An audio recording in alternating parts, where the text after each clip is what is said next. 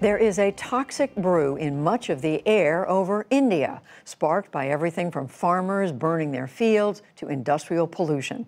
Special correspondent Fred de Sam Lazaro examined this problem just over 2 years ago, and now he has this update.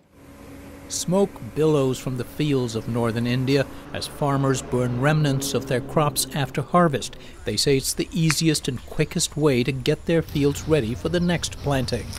But what's convenient for the farmers is wreaking havoc in nearby cities. The smoke from thousands of fields mixes with the pollution from millions of cars and trucks. Those noxious clouds of smog make it hard to see during the day and hard to breathe.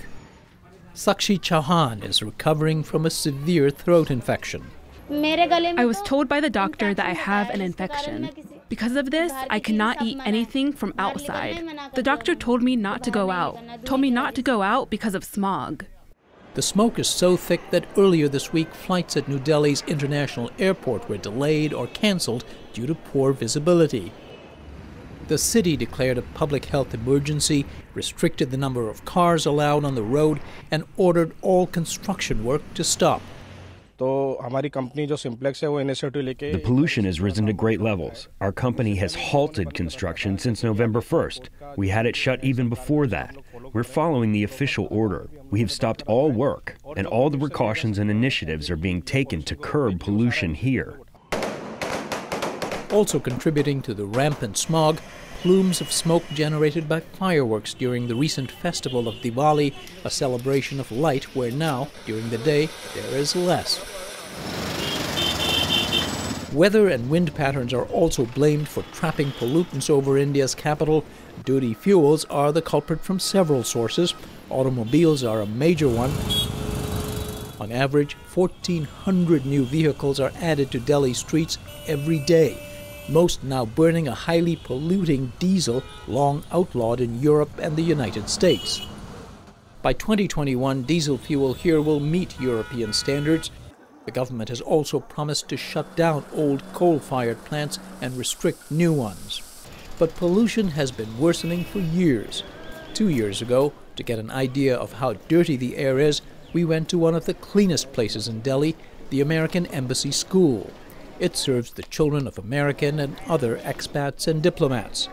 Many don face masks, but only until they're inside. Ellen Stern was the school's director. We have an air system that goes all the way through the school.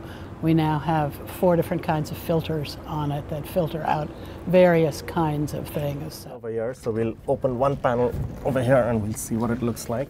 Barun Agarwal showed me the elaborate system his company, Breathe Easy, has set up in the school, pulling out the first layer of filter, thickly coated with a grimy soot.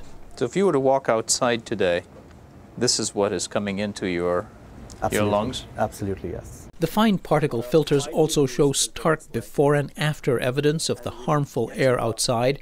You would think such systems would be in strong demand, but Agarwal says, aside from a few buildings mostly occupied by expats, it's been a hard sell. Among India's growing middle class, he says, there's denial or indifference, a sense that pollution is the price of India's rapid economic growth. The number of myths that are there with regards to air pollution in India are incredible.